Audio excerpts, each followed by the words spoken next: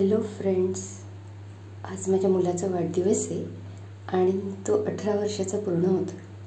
त्यासाठी इथं मी 18 नंबरचा जो केक आहे तो तयार केला आहे।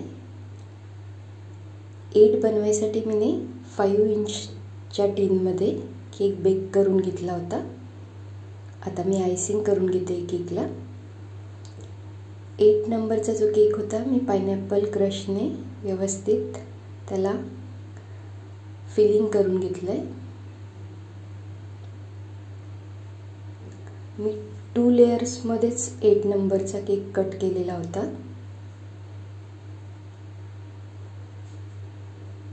मी याला क्रशच्या पाण्याने सोक केलेलं। त्यानंतर केकला व्यवस्थित फिनिशिंग देऊन घेतली। येलो कलरच्या व्हिप क्रीमने मी इथे रोजेट बनवून घेतलेत।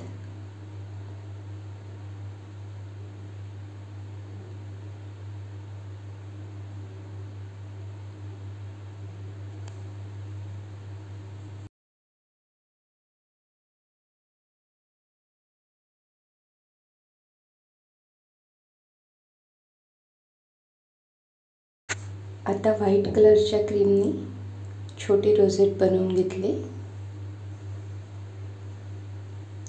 जिथे जिथे तुम्हाला स्पेस मोकळी दिसते तिथे तुम्ही रोजेट बनवून घ्या किंवा ड्रॉप पण ठेवू शकता।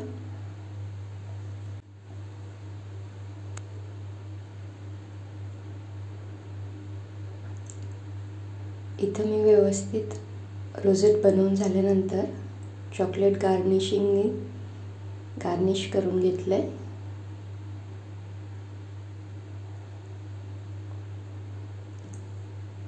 आता आपण 1 नंबरचा जो केक होता त्याला मी कट करून घेतलंय। हा मी स्क्वेअर टीनमध्ये चॉकलेट स्पंज बनवला होता। आता त्याला मी सोक करून घेते। त्यानंतर व्हिप क्रीमने व्यवस्थित त्याला कोट करून घेतलंय। आता आपण याच्यावर चॉकलेट गनाश टाकून घेऊया।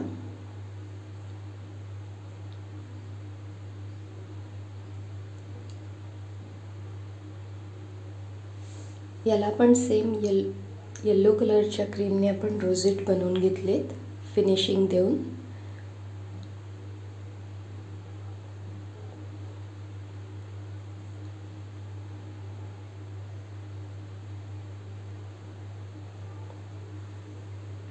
याला तुम्ही हवं तसं डेकोरेट करू शकता, चॉकलेट फिलिंगने किंवा चॉकलेट्स पूर्ण लावून किटकॅटने। मी इथं चॉकलेटचे रोजेट बनवले जेणेकरून 2 केकमधला मला डिफरन्स कळेल। इथं आता चॉकलेट गार्निशिंग लावून घेतली आणि इथं 1 नंबर केक जो होता तो पण रेडी झाला आहे।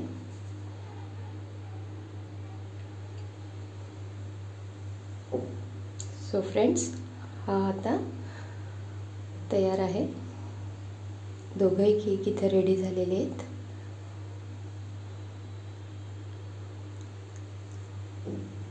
यावर मी स्प्रिंकल करून घेतले सिल्वर कलर।